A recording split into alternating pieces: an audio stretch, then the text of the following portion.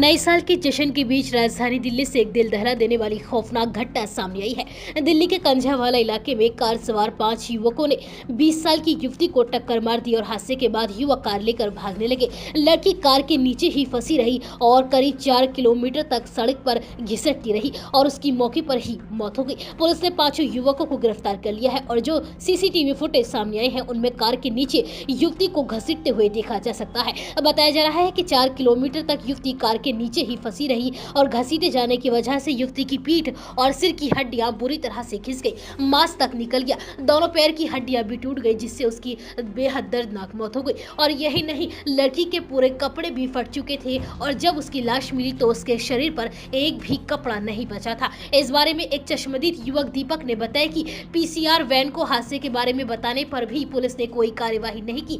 दीपक नाम के शख्स ने इंडिया टुडे को बताया कि वह सुबह 3 बजे दूध की डिलीवरी का इंतजार कर रहा था, तभी उसने कार को महिला को घसीटते हुए देखा। दीपक बेगमपुर तक बेलोनो कार के पीछे गया और इस बीच दीपक ने पुलिस को कई फोन किए, लेकिन सुबह 5 बजे तक पुलिस ने कोई कार्यवाही नहीं की। पीसीआर वैन की पुलिस होश में नहीं थी, इसलिए उन्होंने एक्शन लेने में इंटरेस्ट नहीं लिया। बताया जा रहा है कि पीड़ित लड़की का नाम रेखा है और वह अमन विहार में रहती है। परिवार में माँ और 2 भाई और 4 बहनें हैं और वह अकेली कमाने वाली थी और एक इवेंट मैनेजमेंट कंपनी में काम करती थी। न्यू ईयर की एक इवेंट में काम करने के लिए वह घर से निकली थी। ऐसा बताया गया है कि शनिवार रविवार की रात वह ऐसे ही एक फंक्शन से घर लौट रही थी और वह स्कूटी पर अपने घर जा रही थी। उसी दौरान आरोपी 5 युवक भी अपनी कार ब्लेनो से उसी रास्ते पर थे, तभी यह हादसा हुआ। इस बारे में लड़की के परिवार का कहना है कि यह रेप के बाद मर्डर का मामला है, उसके कपड़े ऐसे नहीं फट सकते हैं। जब वह मिली, लड़की के शरीर पर एक भी कपड़ा नहीं था। हम चाहते हैं कि इस मामले की पूरी जांच हो।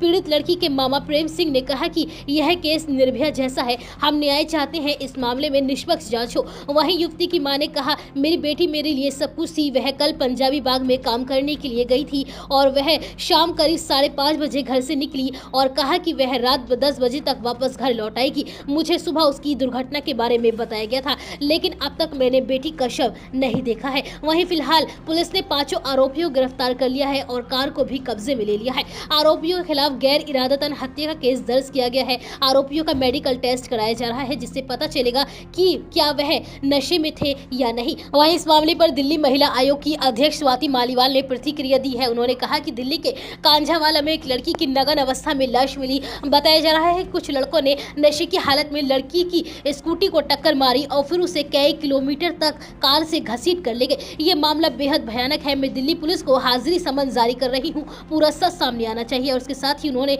न्यू ईयर को लेकर दिल्ली पुलिस की तैयारियों पर भी सवाल उठाए हैं। फिलहाल दिल्ली पुलिस आरोपी युवकों से पूछताछ में जुटी हुई है।